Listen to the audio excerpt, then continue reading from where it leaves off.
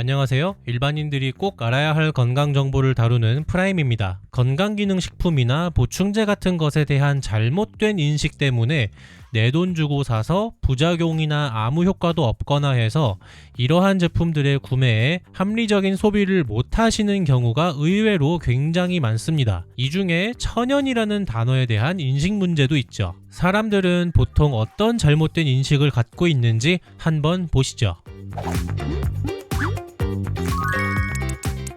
우리 스스로 쉽게 구할 수 있는 건강기능식품과 병원에서 처방하는 약은 어떤 차이가 있는지 아시나요? 이건 그냥 영양제야. 이건 그냥 병원 약이야. 막연하게만 알고 계실 확률이 높으실 것 같은데요. 차이점에 대해서 구체적으로 말씀드리겠습니다. 둘 다 먹는 거기 때문에 부작용이나 독성 위험도를 신경 써야 한다고 하는데요. 일반인이 섭취해도 큰 위험이 없는 수준에서 제조된다고 합니다. 부작용이 일어날 가능성은 낮지만 과다 섭취하게 되는 것을 주의하셔야 합니다. 병원 처방약은 강력한 양리작용을 통해서 특정 질환을 빠르게 치료하는 것을 목적으로 하기 때문에 아무것도 모르는 일반인이 마음대로 구매하게 되면 부작용과 사망 관련 사건 사고가 빈번히 일어날 수 있어서 올바른 용량과 사용법, 그리고 약물 간의 상호작용, 개인의 체질에 따른 반응도 중요하기 때문에 의사 선생님들의 처방과 관리가 필수인 것이라고 합니다. 이 부분이 어떻게 보면 일반인 입장에서 굉장히 중요한 부분이라고 생각합니다. 병원 처방약은 아주 엄격한 임상시험을 통해서 약효과와 안정성이 과학적으로 입증되어야 하고 보통 3단계에 거쳐 부작용 및 상호작용까지 철저히 분석하고 식약처나 FDA 등의 허가를 받아야 한다고 합니다. 거기다가 허가 후에도 시판 후 조사, PMS를 통해 지속적으로 안정성을 평가한다고 해요. 이에 반해 건강기능식품은 기능성은 입증되어야 하지만 임상시험이 필수가 아닙니다. 기능성 입증도 동물 실험이나 문헌, 인체 적용 시험 등으로 입증해서 식약처의 허가를 받고 이러이러한 질환이나 병에 도움이 될 수 있다고 표기할 수 있다고 합니다. 이러한 면에서 봤을 때 칼슘제 중에 나누엘의 이온 칼맥은 사람을 대상으로 한 골밀도 상승 임상 실험을 진행해서 긍정적 결과를 얻어서 학술지에 논문이 등재된 믿을만한 제품이죠. 오해를 하시는 분들 중에서 보통 예를 들어서 비타민이나 오메가3와 같은 보충제가 만성질환을 치료할 수 있다고 믿는 경우가 있다고 합니다. 하지만 이들은 특정 영양소를 보충하거나 건강을 유지하는 데 도움을 줄 수 있을 뿐이라고 하고요.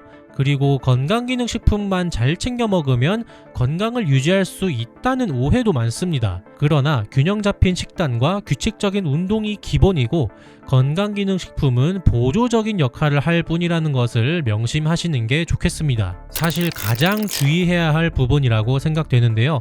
본인이 자가 판단을 해서 나는 그동안 너무 안 먹었으니까 많이 먹어도 괜찮아. 내가 지금 수치가 너무 낮으니까 많이 먹어서 빨리 수치를 올려야지. 몸에 좋다 하니까 많이 먹어야지. 이러한 생각으로 특정 성분을 많이 섭취하면 더 빨리 더 건강해질 것이라는 생각은 위험할 수 있다고 합니다. 예를 들어 비타민 D3를 과다 섭취하면 고칼슘혈증 같은 부작용이 나타날 수 있고 유산균을 과다 섭취하시게 되면 유산균 과잉 증식으로 인해서 가스가 발생하여 복부 팽만감이나 장운동 장애, 드물게 면역 체계가 민감해져서 알레르기 반응까지 나타날 수 있다고 합니다. 오메가3를 과다 섭취하시게 되면 출혈 위험이 증가하고 소화 불편감, 저혈압, 혈당 조절 문제, 비타민 A 독성 위험 등이 생길 수 있다고 해요. 제품에 써있는 권장 섭취량을 꼭 지켜서 꾸준히 드시기 바랍니다. 건강기능식품 같은 마케팅에서 정말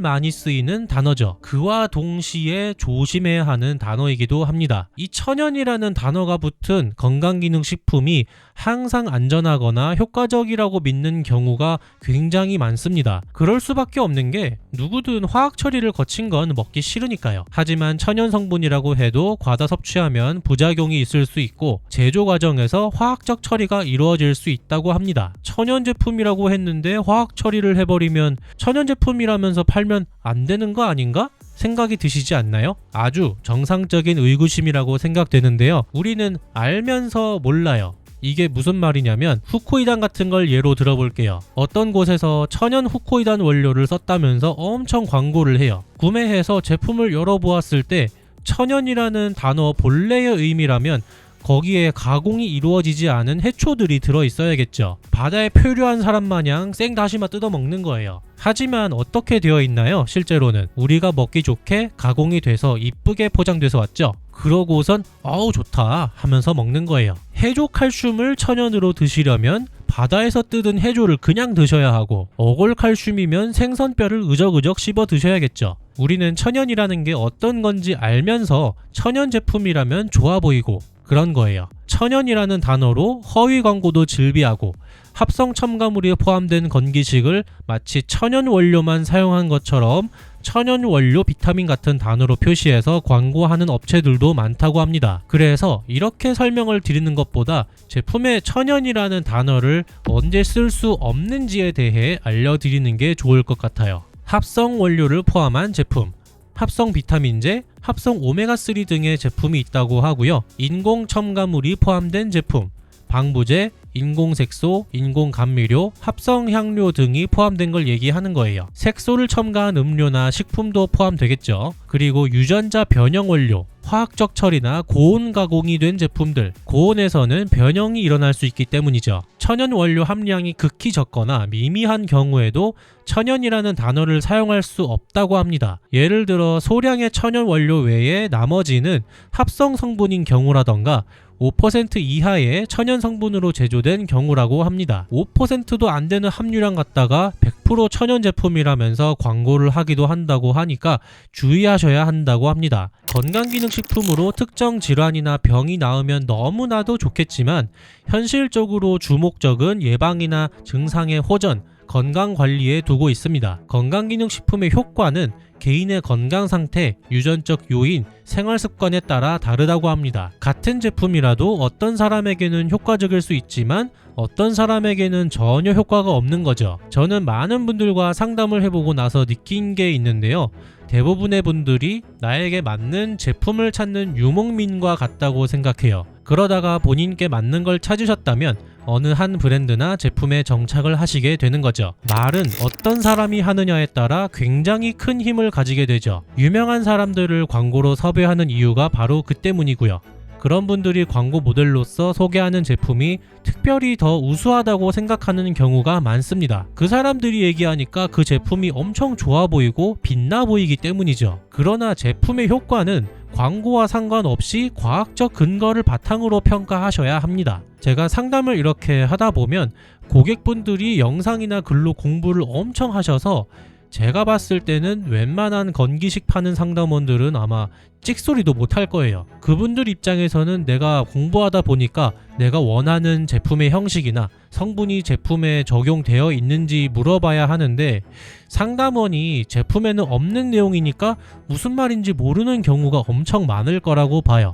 하지만 공부를 전혀 하지 않으시는 분들도 굉장히 많습니다. 적어도 본인께서 드시는 게 어떤 성분이 있는지, 내 몸에서 어떤 작용을 하는지는 공부하시는 게 무조건 좋습니다. 옛날에는 정보가 없다 보니까 이 건강 관련해가지고 파는 사람들이 사기를 엄청 많이 쳤어요. 하지만 지금은 전혀 그렇지 않죠. 나라의 여러 기관이나 특히 식약처에서 열일을 하니까요. 오늘 내용을 정리해보자면 건강기능식품은 일반인이 쉽게 구매해서 먹어도 부작용도 별로 없고 하지만 과다 섭취를 반드시 피하시고 어떤 병이나 질환이 있는데 먹어도 되는지 잘 모르겠거나 하시면 반드시 의사 선생님께 진료를 받으셔서 약물간 상호작용을 주의하셔야 한다는 내용이었고요. 병원 처방약은 특정 질환이나 병을 직접적으로 치료하기 위해서 강력한 성분들이 존재하기 때문에 아무리 안정성 테스트를 거쳐서 시장에 나왔다 한들 복용 용량이나 그 약이 사람마다 어떻게 작용하는지는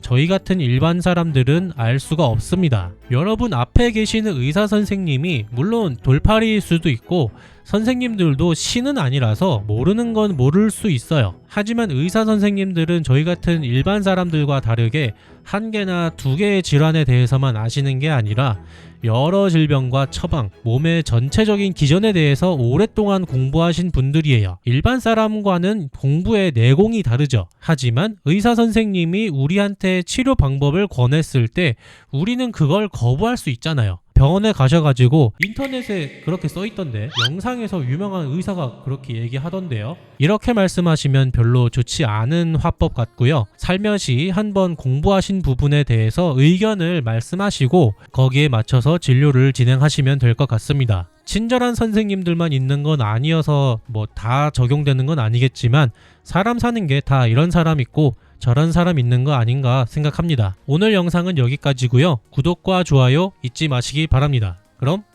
아디오스.